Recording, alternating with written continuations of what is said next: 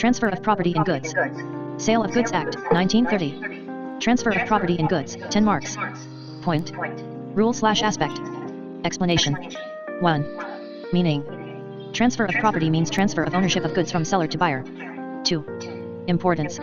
Risk generally passes with ownership, deciding who bears loss depends on transfer of property. 3. Intention of parties. Property passes according to the intention of parties, section 19. 4. Specific goods, deliverable state. Property passes when the contract is made, if goods are in a deliverable state. 5. Specific goods, work to be done.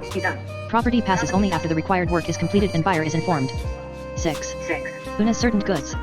Property passes only when goods are ascertained and appropriated to the contract. 7. Goods sent on approval. Property passes when buyer approves goods or keeps them beyond fixed/reasonable time. 8. Sale by description. Ownership passes only when goods match the description and are deliverable. 9. Transfer of risk. Risk follows ownership unless otherwise agreed by the parties. 10. Effect of transfer. Once ownership passes, buyer bears loss even if goods remain with seller. Case law, short. Case, Tarling v. Baxter, 1827. Goods were sold but destroyed before delivery. Held, loss fell on buyer since ownership had already passed. Rights of an unpaid seller. Sale of Goods Act, 1930. Written in paragraph form, clear, concise, and exam-ready. Rights of an unpaid seller, 10 marks. An unpaid seller is a seller to whom the whole price has not been paid or tendered, or who has received a negotiable instrument which has been dishonored. The Sale of Goods Act, 1930 provides special rights to an unpaid seller to protect him against loss arising from the buyer's default. The rights of an unpaid seller are classified into rights against the goods and rights against the buyer personally. Rights against the goods include the right of lien, right of stoppage in transit, and right of resale. The right of lien allows the unpaid seller to retain possession of the goods until the price is paid, provided the seller is still in possession of the goods. This right exists even though ownership may have passed to the buyer.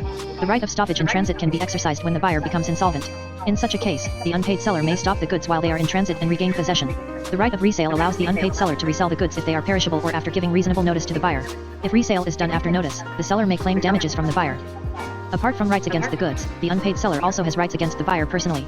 These include the right to sue for price, when ownership has passed to the buyer and the buyer fails to pay, and the right to sue for damages in case of breach of contract. The seller may also sue for interest on the unpaid price if agreed upon or allowed by law.